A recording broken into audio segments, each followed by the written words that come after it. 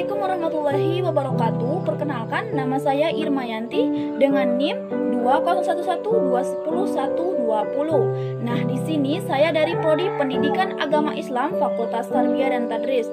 Saya akan menyelesaikan UAS ujian akhir semester dengan mata kuliah Pendidikan Kewarganegaraan. Adapun dosen pengampunya yang terhormat Ibu Resi Julita SPDI MPD. Nah, langsung saja soal yang pertama, jelaskan bagaimana hakikat pendidikan kewarganegaraan.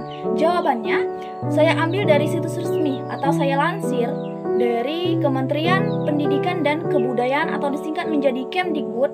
Di sana menjelaskan bahwasanya hakikat pendidikan kewarganegaraan merupakan sarana pembelajaran yang memuat tentang nilai-nilai Pancasila agar terbentuknya kepribadian bangsa. Maksudnya di sana mempelajari 5 sila, mulai dari ketuhanan yang Maha Esa, kemanusiaan yang adil dan beradab, persatuan Indonesia, kerakyatan yang dipimpin oleh hikmat kebijaksanaan dan permusyawaratan, 5 keadaan sosial bagi seluruh rakyat Indonesia. Nah, jika kita mempelajari 5 sila ini atau melandasi 5 sila ini, maka agar terbentuknya suatu kepribadian bangsa, baik itu bangsa, masyarakat, penduduknya, sekitarnya, nah menuju kepribadian yang lebih baik jika melandasi Pancasila ini. Nah, Pancasila ini merupakan wadah untuk terbentuknya suatu kepribadian. Nomor 2 yang mana pertanyaannya, sebutkan dasar hukum mengenai identitas nasional. Jawabannya, sebelum kita memasuki dasar hukum apa saja mengenai identitas nasional, nah perlu kita ketahui pengertian dari identitas nasional ini apa.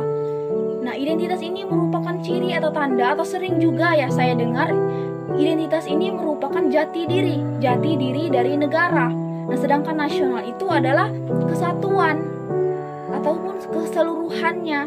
Nah, perlu kita ketahui identitas nasional di Indonesia ini tercantum pada Konstitusi Indonesia, yaitu Undang-Undang Dasar tahun 1945 dalam pasal 35 sampai dengan 36C. Nah, identitas nasional banyak sekali atau jati dirinya banyak sekali, dan salah satunya yaitu bahasa yang digunakan di Indonesia, yaitu bahasa Indonesia. Nah, kita ketahui bahwasanya bahasa yang ada baik dari negara-negara yang ada di luar tentunya berbeda ya dengan negara kita. Nah, di setiap wilayah pasti memiliki bahasa daerahnya masing-masing. Nah, dengan adanya bahasa Indonesia itu bahasa pemersatu, bahasa yang digunakan di luar gitu. Nah, walaupun mereka bahasanya berbeda-beda tapi disatukan dengan bahasa Indonesia.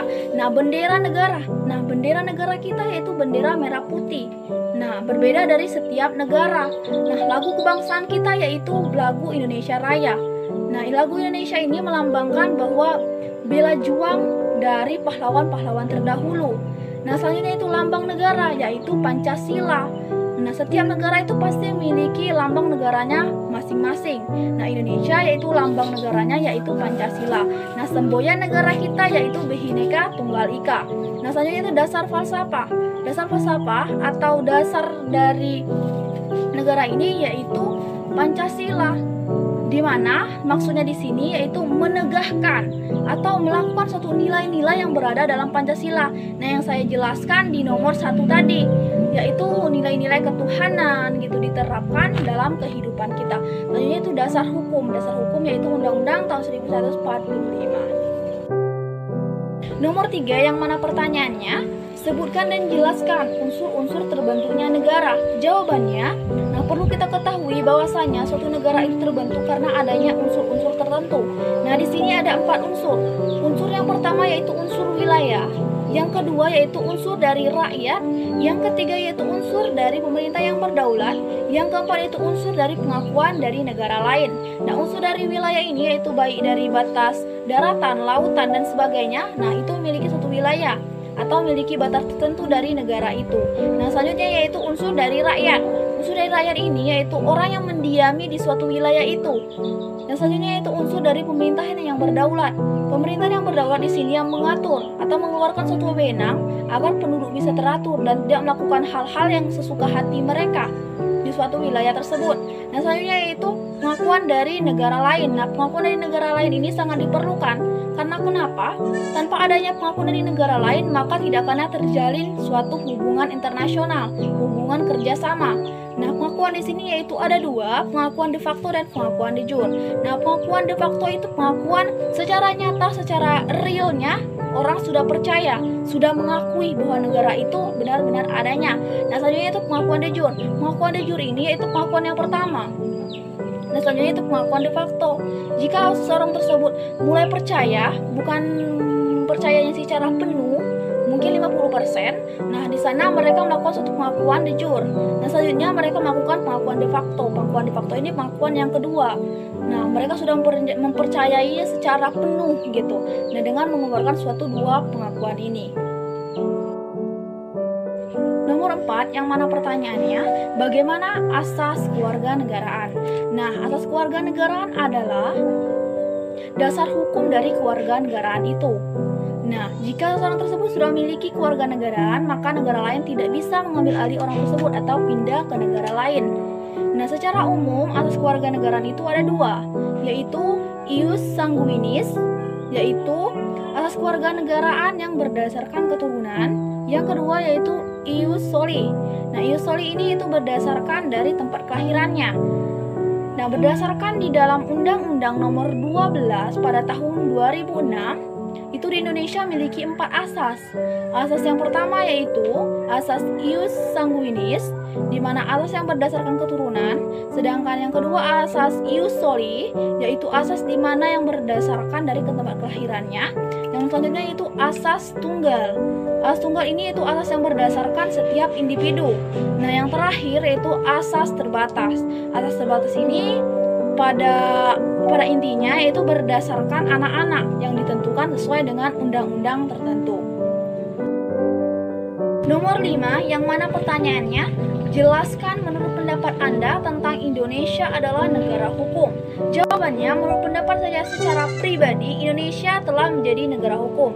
Kenapa saya bilang begitu? Karena Indonesia telah menerapkan atau mengeluarkan hukum-hukum yang telah ada, baik itu di suatu wilayah ataupun di negara ini. Nah, yang menjadi permasalahannya yaitu seiring berjalannya demoralisasi atau penurunan moral akibat adanya globalisasi. Nah, dengan adanya demoralisasi ini, maka moral akan turun. Dan tentunya hukum juga akan perlahan-lahan akan turun juga atau merosot. Nah, baik itu masyarakat ataupun petugasnya lalai dalam melakukan suatu hukum. Nah, contohnya saja petugas baik itu petugas yang ada di suatu wilayah ataupun di negara, itu banyak sekali yang membeda-bedakan antara masyarakat yang miskin atau tidak punya uang dengan masyarakat yang kaya. Nah, mereka melakukan sanksi dengan mengambilkan uang atau pilih kasih dengan melihat jabatan tertentu orang itu. Nah, itu merupakan tidak mendapatkan suatu keadilan dari hukum itu. Nah, alangkah lebih baiknya jika menjadi suatu petugas dari hukum, nah, agar tidak melakukan pilih kasih atau membeda-bedakan baik itu masyarakat yang miskin, yang kaya. Nah, apabila mereka melakukan suatu kesalahan, maka wajib bagi petugas ini melakukan atau memberikan sanksi bagi mereka yang melanggar. Nah, bagi masyarakat itu memerlukan suatu didikan. Nah, atau memerlukan ilmu dari penegakan hukum ini agar tidak melanggar hukum yang telah dikeluarkan oleh penegak hukum ini. Nah, itulah yang menjadi Indonesia ini tidak menaati peraturan yang diterapkan oleh petugas hukum. Nah, itu saja yang dapat saya jawab mengenai tugas UAS saya. Sekiranya ada kekurangan ataupun kelebihannya, saya mohon maaf.